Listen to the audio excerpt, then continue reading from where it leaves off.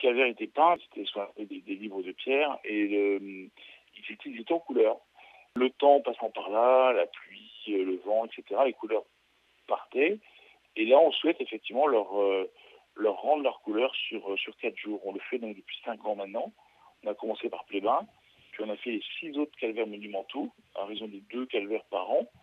Et là, on termine cette boucle de premier cycle par Plébin à nouveau, avec comme objectif de faire les 7 calvaires l'été prochain, sur le même été. Alors, ce qu'il faut dire, c'est que effectivement, ils ne sont pas repeints, mais c'est un jeu de lumière qui est élaboré et qui, j'imagine, est assez précis, hein? Oui, c'est-à-dire que tout le travail a été fait sur informatique, sur ordinateur et des logiciels très... Il n'y a que quelques sociétés en Europe capables de faire ce genre de performance. Donc une est bretonne, elle s'appelle Spectaculaire près de Rennes, c'est avec elle qu'on travaille depuis 4 ans maintenant. Et ensuite, il y a les projecteurs, effectivement, qui vont mettre en lumière progressivement, racontant l'histoire du calvaire de Plévin, parce qu'en fait, il y a toute une histoire autour. Le spectacle lui-même dure un quart d'heure, mais il faut obligatoirement essayer de regarder plusieurs fois, puisque on ne peut être qu'en face du face, c'est le cas de dire. Et ensuite, on tourne, les gens déambulent, tournent, et le spectacle est renouvelé comme ça plusieurs fois par soir. Je crois que beaucoup de détails sont mis en valeur et ça demande aussi, ouais, d'y prêter beaucoup d'attention, de regarder plusieurs fois, quoi. Voilà.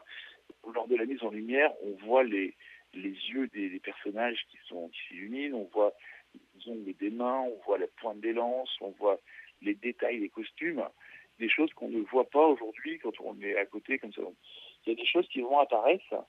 C'est assez stupéfiant de voir, bien sûr, les touristes et les visiteurs de la Bretagne qui viennent voir les mises en lumière, mais aussi et surtout les habitants donc de l'argent de Plédin pour cette année, les autres régions qui redécouvrent leur propre histoire et leur propre patrimoine.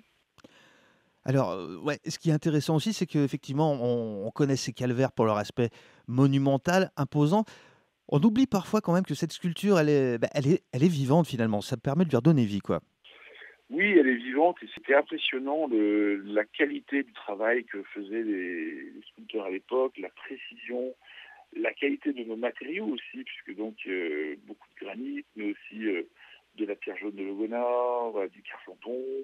Ces calvaires qui ont 400 ans, on va dire, n'ont pas de vide, même si le temps a des fois un petit peu effacé certaines choses. Et en fait, c'est aussi le rôle de l'association. Nous ne sommes que des passeurs, en fait.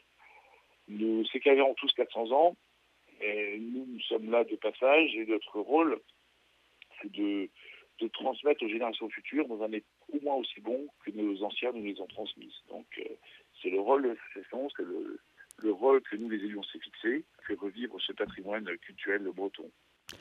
Alors donc cette semaine, c'est le calvaire de Plébin qui est mis en lumière. Ça a été déjà l'occasion, c'était le premier, hein, d'ailleurs, que vous aviez ainsi habillé. Est-ce que ça veut dire que c'est la même scénographie qui sera présentée ou alors ceux qui l'ont déjà vu peuvent y retourner? Ça sera une surprise. Alors, c'est totalement différent.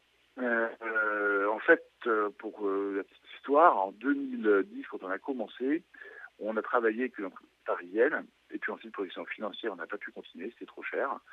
On a passé un contrat avec l'entreprise rennaise, Spectaculaire, et donc, cette année, donc, c'est une création toute nouvelle que personne n'a encore vue ni découvert, qui sera projetée pour la première fois jeudi jusqu'à dimanche soir.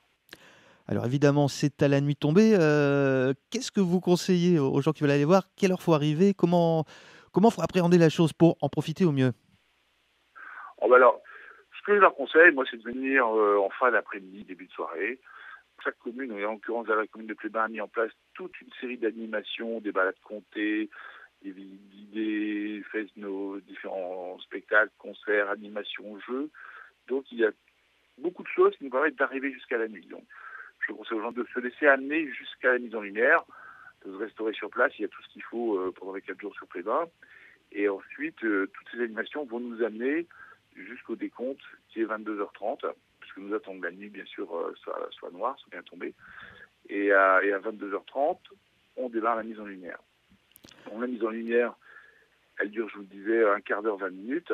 Elle va être diffusée 3 fois, de 22h30 à 23h30. À 23h30, on laissera le calvaire allumé.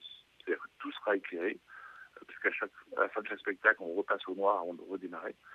Là, à 23h30, on le laissera illuminer complètement et il y aura des guides qui seront présents et qui pourront ensuite, pour les gens qui le veulent, leur faire une découverte beaucoup plus précise et détaillée du calvaire en couleur. Voilà, donc 4 jours pour, voir le calvaire de Plébain d'un nouvel œil.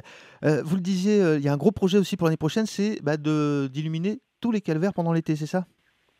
Voilà, on va mettre en lumière effectivement les 7 calvaires l'été prochain. C'est-à-dire que tous les week-ends, il y aura un calvaire mis en lumière pendant 4 jours et on va tourner tout l'été sur toute la Bretagne avec la mise en polychromie des calvaires.